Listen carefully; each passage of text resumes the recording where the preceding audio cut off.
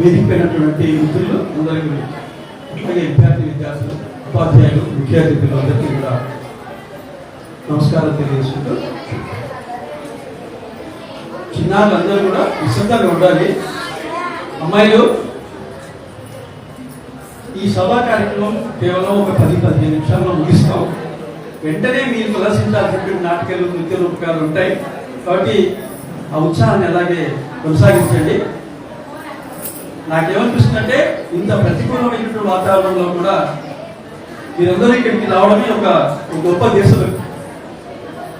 ఈ వర్షాలు, ఇంత ప్రతికూల వాతావరణం ఉన్నప్పటికీ కూడా మీరందరూ ఇక్కడికి హాజరు కావడమే ఒక గొప్ప దేశభక్తిగా నేను భావిస్తున్నాను. అలాగే రవీంద్రనాథ్ ఠాగూర్ గారు ఏం చెప్తారంటే, మహాసామ్రాజ్యాన్ని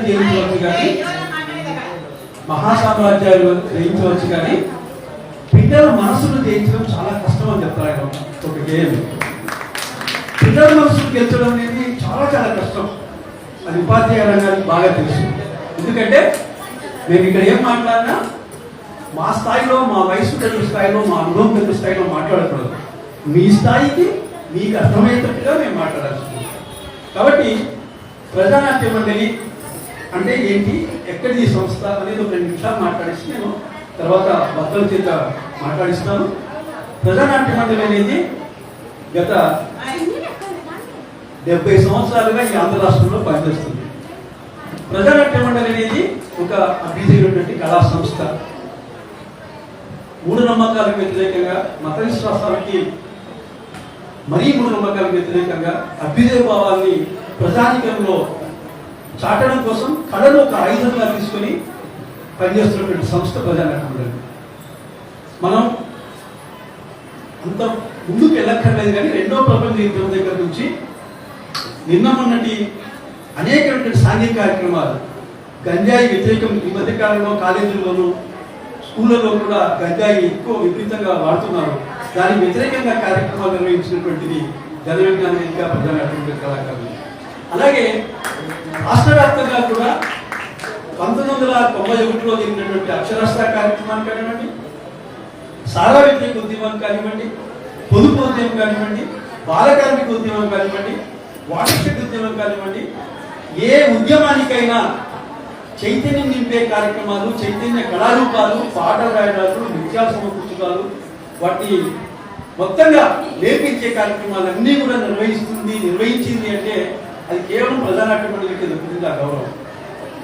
మనకు మీరందరూ చిన్నపిల్లలు, మీకు తెలియదు కానీ ఉన్నటువంటి సినిమా వరవడి ఒకప్పుడు అభ్యుదయ వరవడిలో ఎలా నడిచిందంటే అది కేవలం ప్రజానాట్య మండలి. ఎందుకంటే గూడవల్లి రామచంద్రరావు దగ్గర నుంచి, తమ్మారెడ్డి కృష్ణమూర్తి దగ్గర నుంచి, తాత్నేని చలపతిరావు గారి దగ్గర నుంచి, సూపర్ స్టార్ కృష్ణ గారి దగ్గర నుంచి, మహానటి సావిత్రి గారి దగ్గర నుంచి, ప్రముఖ హాస్యనటులు అల్లురామయ్య గారి దగ్గర నుంచి, అభినేత్రి వాణిశ్రీ గారి దగ్గర నుంచి అనేకటువంటి రంగాలలో నటులు కాదు, నిర్మాతలు కాదు, సాంకేతిక నిపుణులు కాదు, మొత్తం అభ్యుదయం వైపు సినిమా రంగాన్ని నడిపించడం చరిత్ర ప్రజానాట్య మండలి.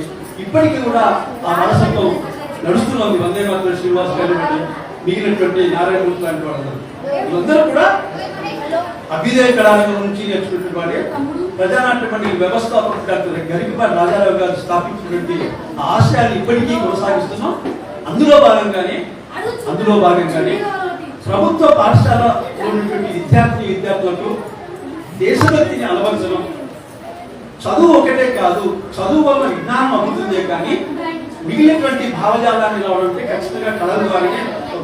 మన గవర్నమెంట్ కూడా ఈ మధ్య ఒక కార్యక్రమాన్ని ఇస్తుంది, థియేటర్ టు ఎడ్యుకేషన్ అని. రంగస్థలం నుంచి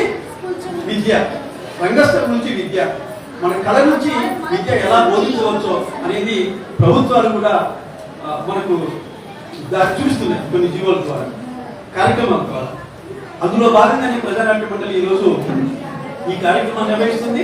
సుమారుగా కర్నూలులో 10 ప్రభుత్వ పాఠశాలలో ప్రజానాట్య మండలి కళాకారులు, రిసోర్స్ పర్సన్స్ వెళ్ళి ఒక వారం రోజుల పాటు ఆయా స్కూళ్లలో దేశభక్తి గీతాలకు నృత్య రూపకాలు నేర్పించి ఈరోజు ఈ కార్యక్రమాన్ని ఇక్కడ మనం ముగింపు కార్యక్రమంగా నిర్వహిస్తున్నాం. అందరూ కూడా, చిన్నారులందరూ కూడా మంచి మంచి దేశభక్తి గీతాలు ప్రదర్శిస్తారు. ఈ కార్యక్రమానికి ఇంకా 2-3 స్కూళ్ళు రావాల్సింది, వస్తారు, దాంట్లో ఉన్నారు, వాళ్ళు బయలుదేరుతారు. ఎందుకంటే పరీక్షలు ఉన్నాయట.